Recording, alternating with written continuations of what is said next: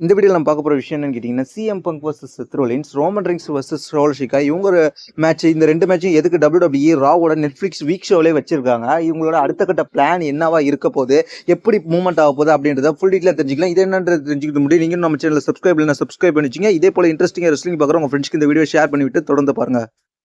CM Punk versus Seth Rollins இவங்க 2 பேர் மேட்சையும் பார்த்தோம்னா, நம்ம ரெசில்மேனியா, சம்மர் ஸ்லாம் அந்த மாதிரி ஒரு பிக்கெஸ்ட் பேப்பர் வியூவில் நடக்கக்கூடிய மேட்ச்னு பார்த்தோம்.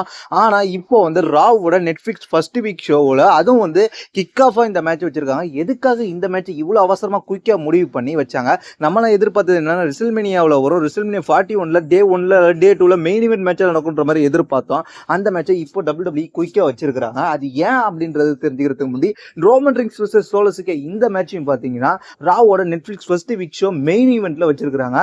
இந்த மேட்ச் நம்ம ரோமன் ரிங்ஸ் ஷோல்ஷிகா மேட்சையும் WWE ஏதோ ஒரு பேப்பர் வியூவில் வச்சு முடிப்பாங்க அப்படின்ற மாதிரி தான் நம்ம எதிர்பார்த்தோம். ஆனால் 2 மேட்சுமே ஒரு தரமான மேட்ச். 2 மேட்சுமே பயங்கரமான ஸ்டோரி பில்ட் பண்ணிட்டு இருக்காங்க.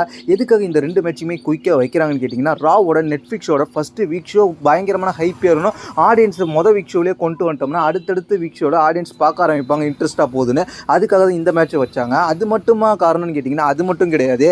இவங்களோட 4 பேரோட ரெசில்மேனியா பிளானும் மாறப்போகுது. ரெசில்மேனியா பிளான் ஏன் மாறப்போகுது?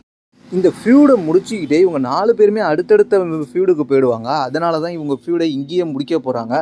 மேபி வந்து அதிகபட்சம் ராயல் ரம்பிளோட இவங்க ஃபியூடு முடிஞ்சிடும். அடுத்த கட்டமாக ரெசில்மேனியா ஃபியூடில் பார்த்தோன்னே இவங்க 4 பேருக்கும் சம்மந்தம் இல்லாமல் தான் இருக்கும். ஏன் அப்படி மாறுனதுன்னு கேட்டிங்கன்னா, நம்ம ராக்கோட ரிட்டர்ன் இருக்கும். ராக்கு வர்சஸ் ரோமன் ரிங்ஸோட ஃபியூடு தான் அடுத்ததாக போவோம் அப்படின்ற மாதிரி நம்ம எதிர்பார்த்தோம். பிளட் லைனை ரோமன் ரிங்ஸ் தோக்கடிச்சதுக்கப்புறம் ஃபைனல் பஸ் வர்சஸ் ட்ரைபிள் சீஃப்ன்ற ஃபியூடு போவோம் அப்படின்ற மாதிரி நம்ம எதிர்பார்த்தோம்.